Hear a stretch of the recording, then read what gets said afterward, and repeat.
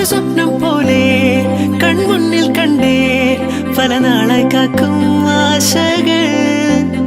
കലിതുള്ളും കടലും ഇരുളടയും കാടും വഴിയായി തീർന്നീ യാത്രയിൽ അനുരാഗം തോന്നിപ്പോയ അവരെന്റേതാകും പോലെ അപരാധം എന്നും നീയല്ലോ ഒരു ലക്ഷം കള്ളം കൊണ്ട് ഈ ലക്ഷ്യം നേടും നേരം അവൾ ലക്ഷ്മി ദേവിയായി വന്നിതാ